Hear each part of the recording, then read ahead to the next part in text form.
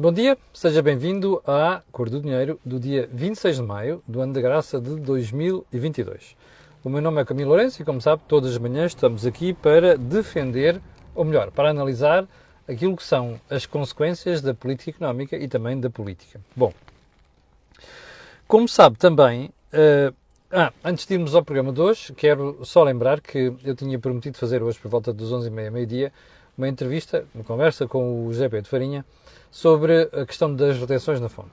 Não vai poder ser de manhã e, portanto, vai ter que ficar para o período da tarde. Eu depois anunciarei aqui o momento certo por questões de agenda, meramente por causa disso. Bom, antes de irmos ao programa de hoje, também quero lembrar que o Think Tank de ontem, onde o Jorge Marrão e o Joaquim Aguiar analisam a que forma ultrapassar as crises energética, alimentar, a crise da inflação, o programa está disponível. Antes de irmos também à edição de hoje, quero também recordar que este canal tem uma parceria com a Prozis e, portanto, quando você for fazer compras ao site, na saída, ali onde diz cupom promocional, escreve Camilo e tem automaticamente um desconto de 10%. Bom, vamos começar por onde hoje? Vamos começar, como sempre, pelo período de ordem do dia. E porquê? Olha, aqui há 2 semanas analisámos as declarações do Sr. Kissinger sobre Henry Kissinger, antigo secretário de Estado norte-americano, sobre a guerra na Ucrânia. O Jorge e o Joaquim analisaram aquilo de forma muito didática e muito aprofundada, mas ontem, por causa de umas declarações que ele tinha feito ao Financial Times, sobre o que é que se deve acontecer, o que é que devia acontecer na região. O Kissinger é uma pessoa profundamente conhecedora da Europa Central, aliás, ele é descendente de judeus, que emigraram da Europa para os Estados Unidos a quando da Segunda Guerra Mundial, tal como a senhora Madeleine Albright, que nós aqui falámos há uns meses, quando morreu. Bom, o Sr. Kissinger voltou à agenda, salvo erro, antes de ontem, quando fez umas declarações a dizer que o Oeste não deve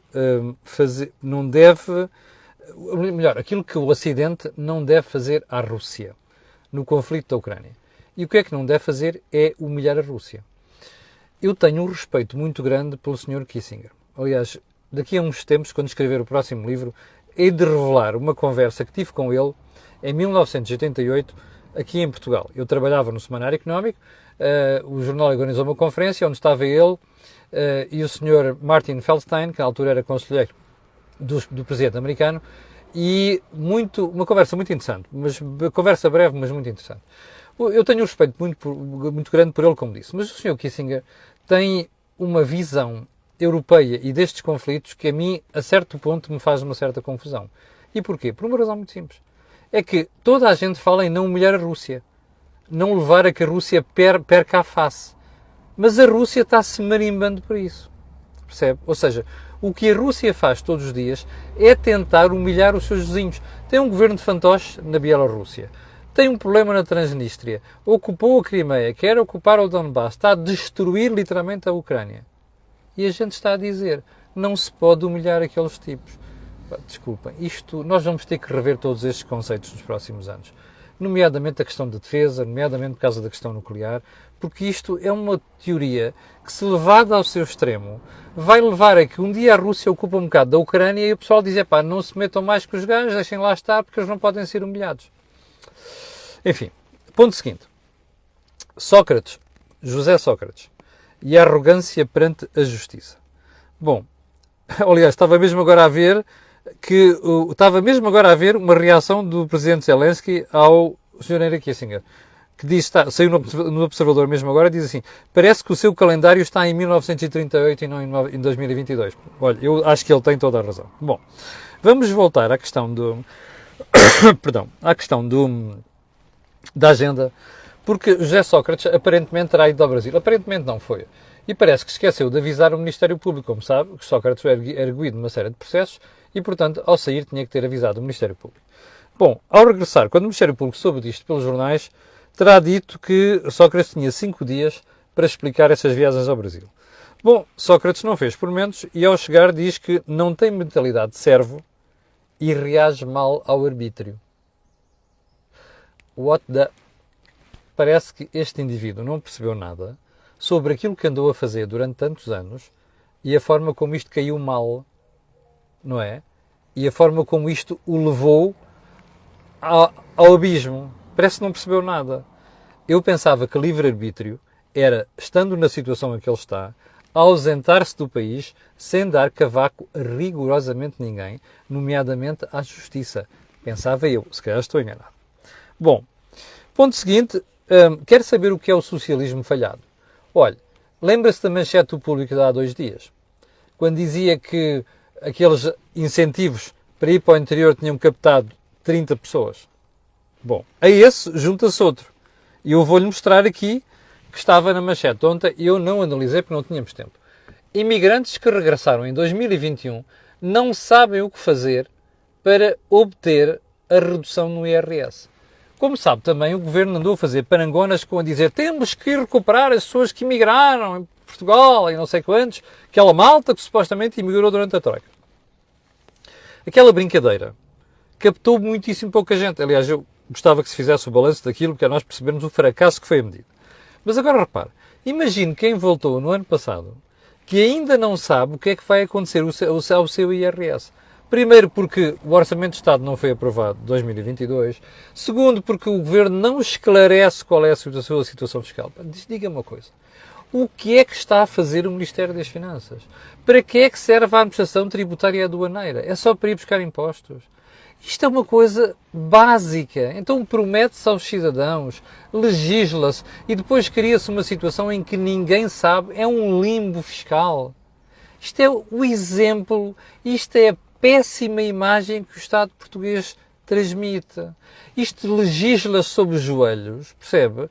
Não se cuida de pensar como é que se vai aplicar as coisas. Não se cuida de pensar como é que depois se protege aqueles sobre quem se legislou e as situações que se legislou, percebe? E cria-se uma injustiça fiscal tremenda. Isto é a imagem de Portugal. Isto é a imagem deste governo, percebe? Que anuncia coisas novas todos os dias para nada. Um dos exemplos é a história das alterações à lei por causa do trabalho, consagradas agora depois desta discussão da agenda do trabalho digno. Quantas medidas é que são? 70. Diga-me uma coisa, a lei laboral precisa de 70 alterações? Precisa mesmo? Ou isto é para fazer figura, dizer, epá, são 70, estão a ver? Epá, a gente consagrou muitas alterações. Eu vou-lhe explicar para que é isto. É para você amanhã não conseguir fazer o escrutínio, percebe?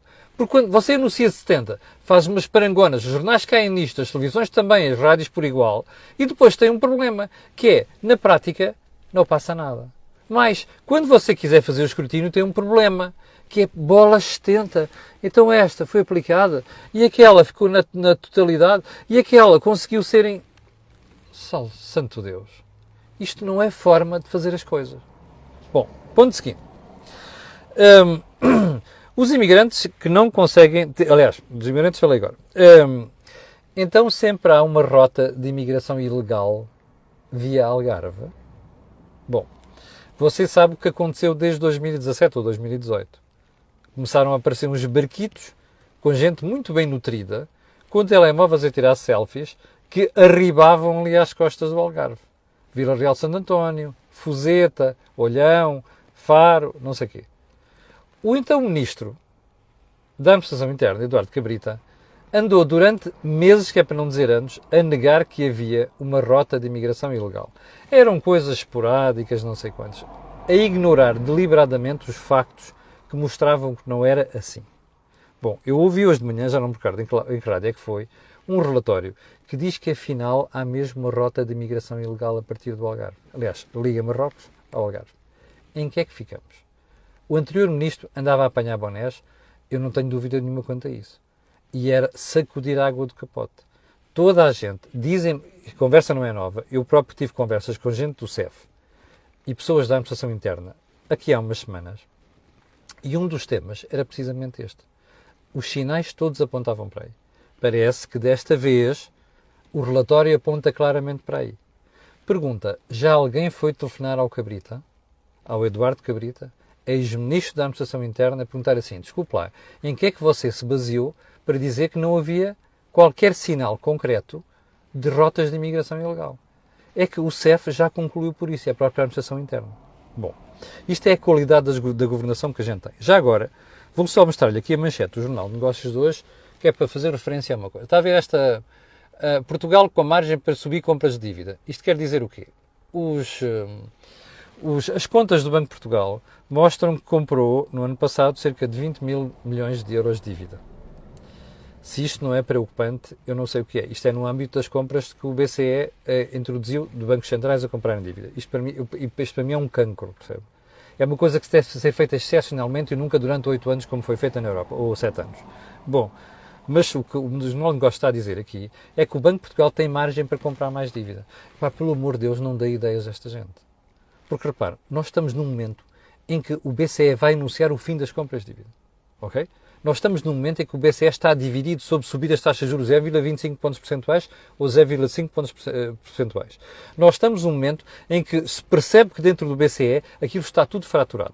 Nós estamos num momento em que agora vêm as desculpas por todo lado. A senhora Lagarde anda para aí a dizer que não está segura que se os juros tivessem subido mais cedo, a taxa de inflação teria chegado onde chegou. Repare uma coisa, no meio de tanto disparate, estar a dar espaço ao Banco de Portugal para continuar a fazer compras de dívida, sabendo o risco que isto cria, sabendo que isto depois fica, que os bancos centrais vão ter que se desfazer da dívida mais tarde ou mais cedo, bom, não deem ideias a esta gente. Bom, vamos então aos temas principais de hoje, e o principal tem a ver, o principal não, um deles é, não sei se você reparou, mas passaram ontem 2 meses exatos sobre aquela data em que o Sr. Primeiro-Ministro português e o Sr. Primeiro-Ministro espanhol, lado a lado, disseram que Bruxelas tinha aprovado o limite ao preço do gás, aliás, tinha aprovado a instituição de um limite ao preço do gás que é usado na produção de eletricidade. Repare, já passaram 2 meses. Você já viu a sua fatura? Já viu isto chegar aos consumidores, empresas e famílias? Não viu, pois não? Alguém anda distraído. Ou melhor, como você viu, isto é uma medida absolutamente mal parida por parte do Governo, que ninguém a quer, não querem as elétricas, não querem as empresas de gás, não quer a Comissão Europeia, não quer ninguém. Isto continua por aprovar. Madrid e Lisboa já comunicaram a Bruxelas os últimos detalhes das duas propostas. Já lhe falei aqui da falácia e da falsificação, da fraude que é, percebe? O que andaram a prometer. Baixas 50% que são de 14, baixas 30% que são de 15, não sei quantos, já lhe falei disso. Agora, explique-me só porque é que depois das propostas terem sido enviadas para Bruxelas, já há quase 2 semanas, continua tudo em águas de bacalhau. Mas eu vou-lhe dar mais uma novidade. E isto foi relatado pela imprensa espanhola, nem sequer é descoberta minha, a imprensa portuguesa está a dormir. No fórum em Davos, como vocês sabem, está a decorrer em Davos, a Espanha está lá com uma delegação daquelas imponentes, a começar pelo seu primeiro-ministro, Pedro Sánchez. Num debate entre o Sr. Pedro Sánchez e o Sr. Frans Timmermans, que é o comissário desta área, o Sr. Sánchez vira-se para ele e diz assim: então, Frans, diz-me lá, então é a altura de mudarmos o mecanismo de fixação de preços na Europa ou não? De eletricidade. E o Sr. Frans diz assim: slow down, cool, tranquilito, sabes? É que isto de formação de preços de eletricidade na Europa é um modelo com 30 anos. Isto não se consegue mudar do dia para a noite. Aliás, o que o Pedro Sánchez queria é que o sistema ibérico fosse para toda a Europa. Aliás, o António Costa quer a mesma coisa, fosse para toda a Europa. Bom, a União Europeia não está disposta a fazer isto. Percebe? Compreensivelmente. E porquê? Porque você tem um problema, não é? Que chama... Bom, se nós vamos fazer isto agora, isto cria um problema de alterar todo o sistema de fixação de preços de eletricidade na Europa com consequências impensáveis. Sabe qual é um dos principais problemas que a Comissão Europeia quer evitar? É que você, contribuinte, leve com esta marmelada toda em cima, está a perceber? E andam estes rapazes feitos políticos, que são os perfeitos idiotas, a inventar conversas deste género na Europa. Está a perceber? Portanto, moral da história, 2 meses depois, você continua à espera da promessa do António Costa e do Pedro Sánchez. Socialismo. Mal parido. Dá nisto. Bom, temas principais de hoje. O Governo, discussão do Orçamento de Estado, o Governo cedeu ao LIVRE na questão do alargamento do subsídio de desemprego. Parece que é para vítimas de violência doméstica, não sei das quantas. Bom, você dirá, bom, para o Governo ter cedido, isto quer dizer que o impacto não é muito grande. Eu não sei. Ainda não vi as contas. Portanto, o Sr. Ministro das Finanças tem a obrigação de dizer ao país quanto é que vai custar isto. Bom, mas eu de facto fico estupefacto. Então, a gente cede em questões como estas, que é aumento de despesa. E ao mesmo tempo você tem o Governo a insistir no fim-capé de conceder 60 euros para aquelas famílias mais desfavorecidas afetadas pela presente crise. Pela energia, pela alimentação. Ou seja, os preços subiram. Quer-se ajudar essas famílias. Muito bem. 60 euros. One-off. Já denunciei aqui a vergonha que é a Segurança Social de não estar a fiscalizar a quem é que está a enviar os cheques. Continuo a receber mensagens de espectadores a dizer assim, olha, está aqui, está a ver, mais um caso. Imigrante que está lá, mas entretanto tem aqui a pagar o IMI e entretanto recebe aquilo. Pessoas que não precisam daqueles 60 euros. Está a ver a barafunda, a bandalheira que vai nos serviços do Estado. Primeiro, cede-se ao livre na questão do subsídio de desemprego. Mas depois, 60 euros continua a dizer-se que é o apoio necessário e suficiente para as famílias favorecidas. Isto não é socialismo, não é nada, percebe? Isto é uma vergonha de governação. Além daquele problema das fraudes que é, entretanto as pessoas estão a receber aqueles cheques que não precisam, estão a descontá-los, obviamente, não é? Bom, segundo ponto. Os espectadores têm-me questionado, uma série deles, sobre que acham que quando vão ao supermercado têm a sensação que os preços estão muito mais altos. Têm razão. E mais, o que está a preocupar as pessoas é a subida dos preços da alimentação. Então, eu posso lhe dizer uma coisa. Há um conjunto de produtos que fazem parte da cesta básica. Está a acontecer aqui em Espanha, está a acontecer em Itália, está a acontecer na Alemanha, em França e por todo lado. Os preços já subiram mais de 15%. Sobretudo na produção. Na produção, alguns destes produtos subiram mais de 30%. A pergunta dos espectadores é, isto é verdade? É. A segunda pergunta que têm feito é, o que é que vai acontecer? É muito simples, isto vai ficar pior. Porque aqueles preços na produção depois repercutem-se no consumidor. E mais, as grandes superfícies e os revendedores conseguem aguentar isto durante algum tempo, mas não conseguem aguentar sempre. Portanto, isto vai chegar ao consumidor. É tudo uma questão de tempo. Está a ver porque é que eu dizia que as famílias mais favorecidas mereciam um subsídio diferente dos 60 euros one-off? É por estas razões. Bom, terceiro ponto. O Governo decidiu mudar a lei laboral. Agora, estou-se aqui a agenda do trabalho mínimo, digno. Aquilo é uma cambada de normas que são bullshit, conversa de treta, não é mais nada. Bom, são 70 alterações, para ninguém se lembrar delas. Mas agora aqui a questão é esta. Os patrões, na concertação social, não estavam de acordo com algumas medidas. Dizem com razão que estas medidas, uma boa parte delas, foram negociadas com a extrema-esquerda no governo anterior e não foram mudadas, exceto um outro aspecto como cedência no período experimental. Que é uma coisa que não tem assim tanta importância quanto isso. Mas enfim, tem razão, tem. O problema é que o Governo fez uma coisa mal parida, negociada com a extrema-esquerda e não quer ceder. E não quer ceder porquê? É muito simples. Porque embora já não precise do apoio da extrema-esquerda, não quer a CGTP nem os outros a fazerem apontarem o dedo. Isto não é nada. Está a ver como é que a extrema-esquerda, já não estando no Governo, continua a ter influência. Já agora, esta é a primeira pergunta. A segunda pergunta é esta. Repare, quando nós dizemos concertação social, quer dizer concertar socialmente com os parceiros sociais. Ora, onde é que está a concertação social se o Governo impõe às empresas e aos outros stakeholders uma decisão? É que o Governo disse, não estou de acordo, estou-me a marimbar, levo isto para a frente. O Vieira da Silva, quando era Ministro da Segurança Social, já tinha feito uma coisa parecida. E o Ministro seguinte também. Portanto, isto não é concertação social, não é nada. Você dirá, não tem importância? Tem. Isto altera as expectativas dos stakeholders e pode ter consequências a médio e longo prazo.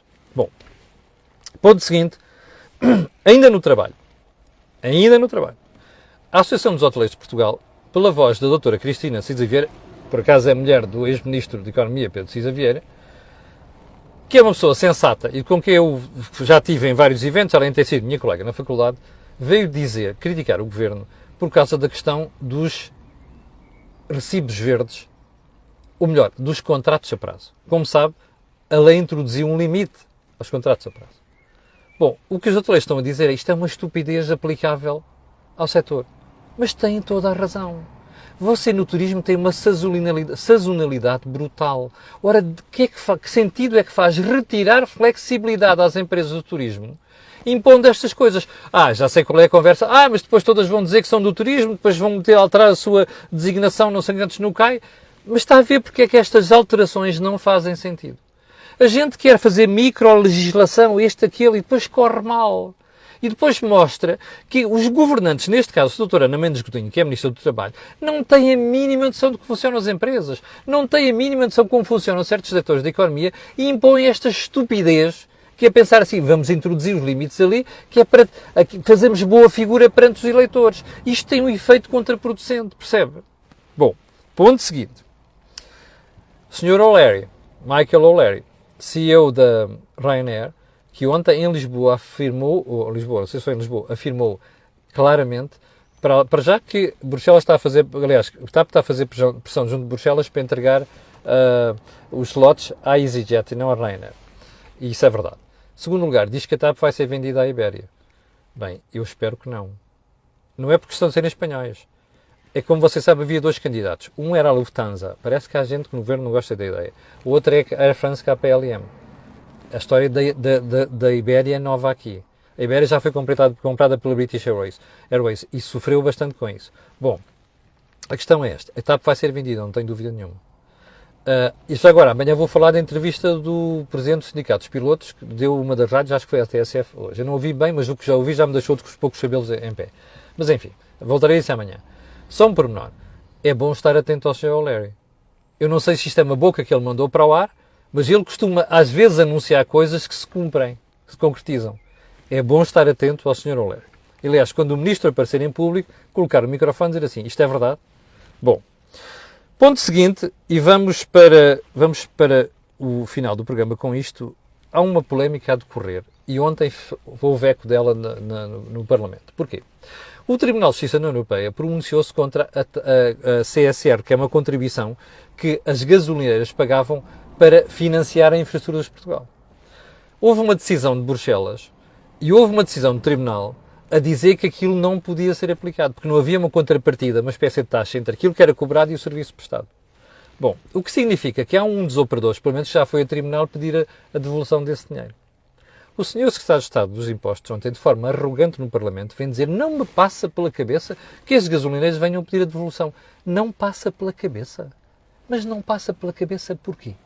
Se os tribunais, se o Tribunal de Justiça já tomou uma decisão sobre esta matéria, se os tribunais já se pronunciaram sobre isto e a Autoridade Tributária recorreu, sabe porquê? Porque se tiver que devolver os 4 anos, a partir do qual há prescrição, sabe quanto é que sobe isto, a fatura? 2.600 milhões de euros. Eu sei que não dá jeito ao Sr. Estado de Estado, de linhas mansas, vir dizer agora, é pá, porque já vamos ter que devolver dinheiro. Era um sarilho para o Estado. Pois era, mas aqui não é um problema ser um sarilho para o Estado ou não. Aqui é um problema de saber se é legal. Ora, se o Tribunal de Justiça da União Europeia já declarou isto, e se há tribunais a seguirem esta decisão, eu, no lugar do Sr. Secretário de Estado, ficava assim, como dizem os espanhóis, me acorralava todo, não é? E era bom que acontecesse isto, por uma razão muito simples. Os contribuintes não têm de saber se dá jeito ao Estado ou não. Os contribuintes têm razão ou não têm razão. Aguardemos, porque eu acho que a história não vai ficar por aqui. Bom, chegamos ao final da conversa de hoje. Quero agradecer às pessoas que estão em direto, quero pedir a estas pessoas e outras que vão ver aquilo que peço sempre. Colocarem um gosto e fazerem partilha nas redes sociais. Já sabe porquê. Aquilo que houve aqui não houve em mais lado nenhum. Bom, como lhe disse, outra conversa provável vai acontecer hoje, ainda não sei a que horas. E quanto a nós, voltaremos a ver-nos amanhã às 8 da manhã. Obrigado, com licença, tenha um grande dia.